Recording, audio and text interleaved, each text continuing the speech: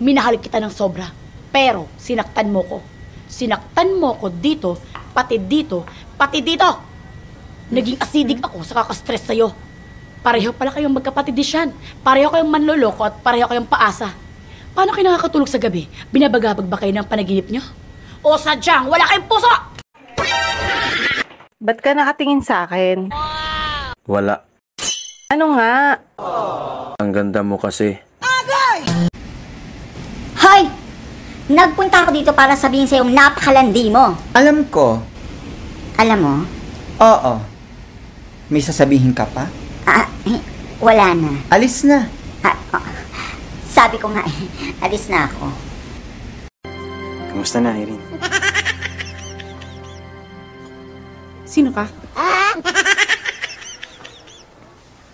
Kilala ba kita? May amnesia kasi ako. Wala akong maalala na aksidente ako. Pasensya ka na kung di kita maalala.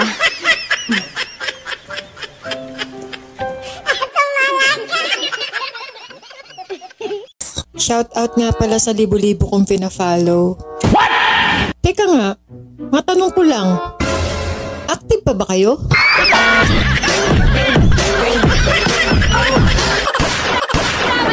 Ikaw naman, bossing. Ano?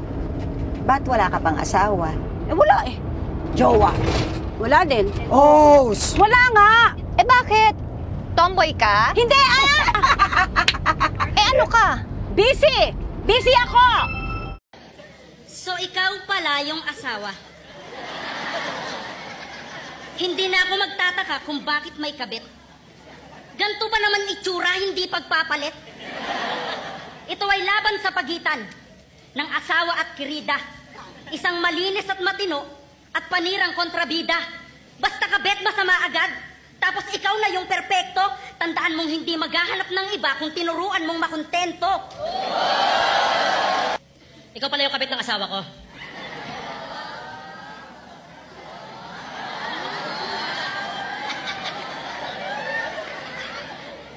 Ang pangit mo.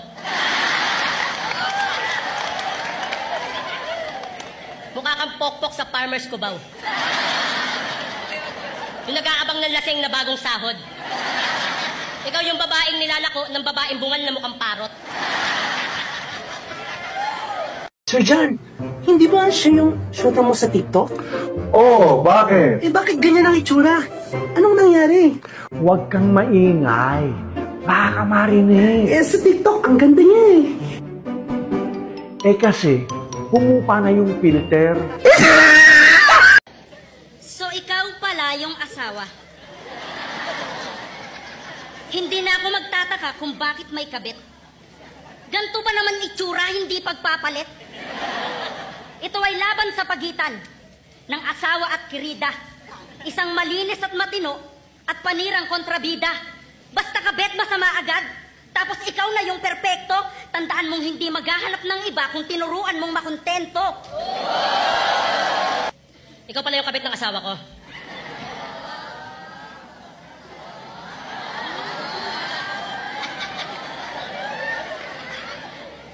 Ang pangit mo. Mukha kang pokpok sa Farmer's Cubao. Yung nag-aabang ng laseng na bagong sahod. Ikaw yung babaeng nilalako ng babaeng bungal na mukhang parot. Nababad trip ako. Oo, nababad trip ako. Oh no! Tanggap ko naman na pangit ako. Pero ang hindi ko lang matanggap, yung nilait ako ng pangit din nakamukha ko. Uy, naunsa ka? Inaaway mo yung salamin?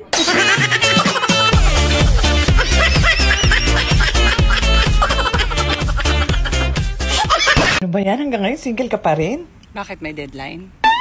Muset.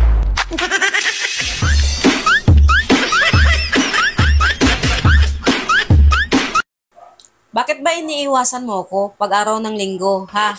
Siyempre, halos karamihan nagtatrabaho, day off pag araw ng linggo. Ano ngayon yung day off nila? Wala naman tayong pakialam dun. Ayaw mo lang talaga sa akin. Yun ang sabihin mo. Alam mo, masyadong nakakahiya sa mga kapitbahay. Ano bang nakakahiya? Andito naman tayo sa bahay natin, ah. Alam mo, makulit ka rin eh. Gusto mo ba talagang malaman kung bakit nakakaya? Bakit nga? Ito, subukan mong kainin. Ano to? Chicharon? Oo, kainin mo. O ano? Anong napapansin mo habang kinakain mo yung chicharon? Ang lutong, sobrang ingay pag kinain eh. Ayan, di ba? Nakakahiya sa kapitbahay natin. Kasi ganyan ka rin kapag kinain.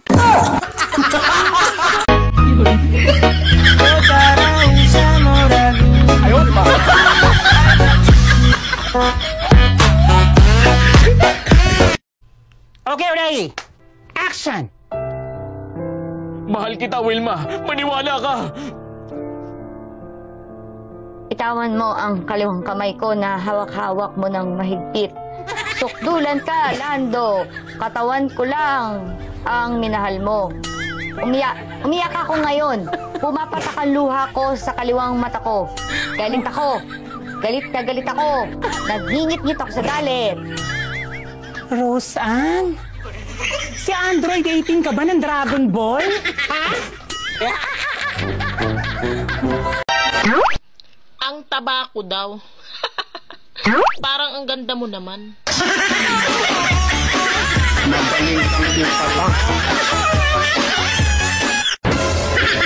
Ang sungit ko daw makatingin.